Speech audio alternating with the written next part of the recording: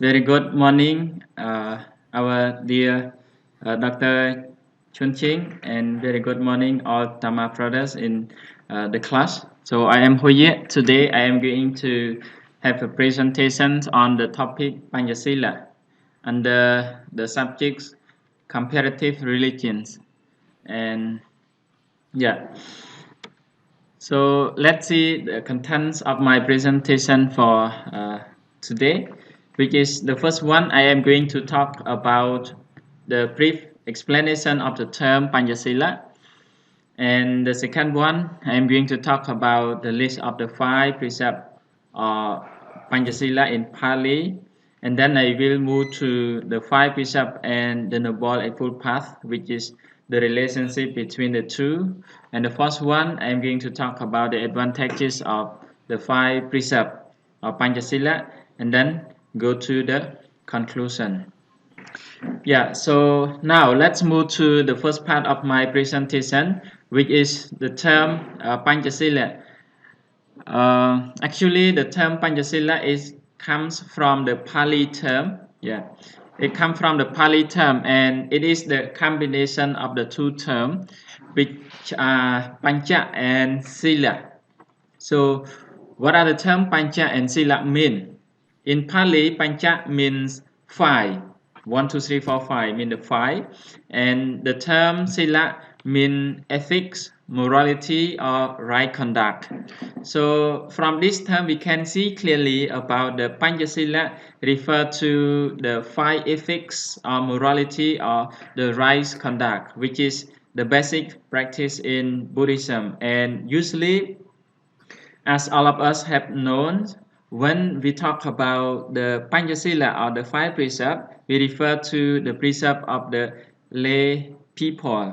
Yes. But when we come to talking about the precept of the Buddhist monk, Bhikkhu or Samanera, so there are more than this. But today, as in the subjects comparative religions, we are discussing only the basic sila in Buddhism, which is the 5 sila. Okay, so let's move to the next part, which is what are the 5 sila in Buddhism, or the list of the 5 precepts of Pancasila. The first one is I refrain from destroying living being. In this term, in Pali we can say Panatipata Veramani Sikaha Patang Samadhiyami. Mean to to avoid from killing any kinds of creature, and here not only for human being but for all the living being in this world. The second sila is I refrain from taking that which is not given. In Pali term, we can say Atinatana Veramani Sekaha Patang Samadhiyami. It is to respect to other people if they do not give anything to us, we cannot take those things from them. And the third sila is I refrain from sexual misconduct. In Pali we can say Kame Sumijahachara Veramani Sikha Patang Samadhiyami. So this one just refer to men and women that cannot have the sexual relationship with the other partners, the partners of the other. Yeah. And come to the 4 sila, which is I refrain from false speech. Here is the lie speech or lying is as well. In Pali we can say Musawata Veramani Sekaha Patang Samadhiyami. Yes. So this is very important in our society, and especially I think we can find the benefits of this point in almost every kind of relationship or kind of field. For example, like in our daily living, we also need to talk the good thing or the right speech to one another in terms of doing business and many other fields. So, and communication. So, having the right speech is very important in our society, in our life. Okay, so here is the last precept of the five, which is I refrain from intoxicant, which leads to carelessness. In Pali term, we say Sura Miraya Majapamatatahana Veramani Sekaha Batang Samadhiyami. So this last one is also very important in the five, among the five, because it also can lead to some others like miss uh, commit in the precept if we commit the fifth one, because it is a kind of like thing that make us have no the consciousness or carelessness here that it has been mentioned. So these are the list of the five precepts. I refrain from destroying living creature. I refrain from taking, that is which is not given. I refrain from sexual misconduct. I refrain from fair speech.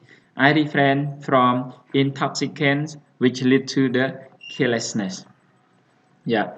So let's move to the next part, which is and this one is also in the second main idea of my presentation, but I just want to show you that many countries they have written down the Pancasila on the script, so people can see it easily and can remember. And the main purpose is to let people take this five precept into practice. And the term may be slightly different in terms of the translation into English. And this one is the translation in Khmer term or Cambodian term. I'm sorry that I cannot find a clear picture one, but here just to represent the five precepts which is placed in the school. In Pali, in Khmer we also use Pancasila, or in Khmer we say Sal Pram. Sila in Khmer we call Sal, and Pram mean five. And the first one, I don't think you can see clearly. If you can see, I don't think you can read if you are not Cambodian. First one is Man Samlap Sat, mean no killing. The second one is Man Lui Trop Ke, in Khmer term, no stealing. The third one, Man Praput Khok Nong Ka, means no sexual misconduct. And the fourth one, Man Pol Piet Ko Hok, mean no telling lie. And last one, Man Sep Krung Sravang, mean no drinking alcohol or no intoxicants. Okay. And we also can see many posters that have talked about the five precepts: no killing, stealing, sexual misconduct, right speech, and no drinking alcohol. Okay, so now let's move to the next part, the third main point of my presentation today, which is about the five precepts and the Noble Eightfold Path. Here I just want to compare to make you see the relationship between the five precepts in Buddhism and the very most important and famous teaching of the Buddha, the Four Noble Truths. And the Noble Eightfold Path. And actually, the Noble Eightfold Path is contained in the Four Noble Truths, which is the last truth, the truth leading. I mean, the truth, the path leading to the cessation of suffering. And as you can see, the list of the Noble Eightfold Path: right view, right intention, right speech, right action, right livelihood, right effort, right mindfulness, right concentration. Okay, so this Noble Eightfold Path and the 8 factors of the Noble Eightfold Path can be categorized into 3, which is called the threefold training in Buddhism, and which are Sila, Samadhi, Panya. And I have put the bold for the number 3 to number 5 one. The third to the fifth one mean right speech, right action, and right livelihood. Here I just want to make you have the attention on these 3 points which are related to the Sila or Pancasila. So this is very important, as we have known that the main purpose of Buddhism is to gain the nirvana or gain the enlightenment. It means to end up suffering in our life. So this is the cause that leads to the cessation of suffering. This is the path or the way that we practice in order to realize the truth. Okay, and I have quote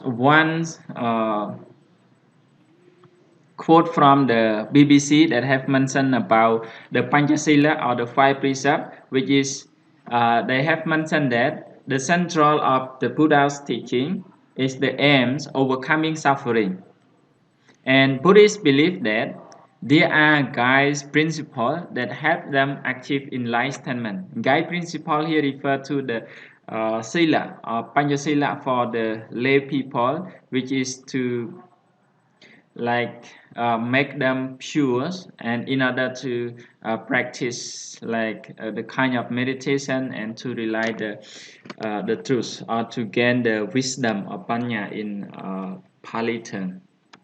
Okay, so now let's move to the first one, which is the advantages of the 5 precepts.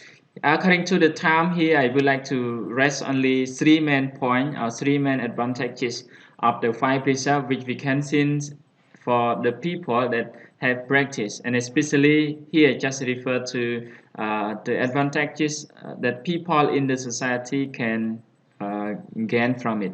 And the first one is people can live happily. Actually, as we have seen the list of the 5 precepts: no killing, no stealing, no sexual misconduct, no telling lies, and no drinking alcohol or intoxicant. So these 5 precepts are very, very important for our daily life that can lead people to live peacefully. People do not harm others, so they can live happily in the society and as well as in the family. In one family that practice the 5 precepts or Pancasila, they can live happily or peacefully in their family as well. You can see like the husband and the wife do not commit any misconduct. Yes, so this is very important. And the second advantage is society develop continuously. Yeah, as you can see, the second factors of the sila, which is no stealing, and this one is also can lead our society to develop continuously. So because of people do not harm to one another, people that can pay much attention to work hard, and they are happy when they get the result from the work because of there is no harm from other people. So this also can lead the society to develop and make it develop continuously. And the last one that I want to point out here is just the main purpose of Buddhism, which is the practice in order to gain the nirvana or enlightenment in terms of English. So this is important as the main purpose of Buddhism or ultimate purpose in Buddhism is to gain nirvana, and sila or Pancasila is very important for our practice. So we can gain the nirvana by practice the sila, which is the starting point. That means that just practice have the sila, but the first step we need to have the sila, and then we practice more in order to gain the nirvana. Okay, so now come to the conclusion of my presentation. Related to the Pancasila or the 5 precepts, which is the basic practice in Buddhism. And as if we study deeply in our course Comparative Religions, we also can find the practice of Pancasila in many other religions, like even those in Christianity. And just at the moment, Venerable Jising have talked about Islam. So there are many, almost every religions have the concept of the five precepts, which is to respect one another in the society. So that's why that people have mentioned about the main purpose of the religion is to educate people to do something good in the society.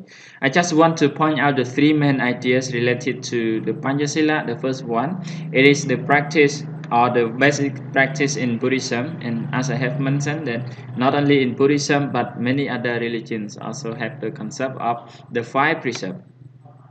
And the second one is the key to live peacefully in the society. So this one is also important. Last but not least, leading to the cessation of suffering, which is called nirvana.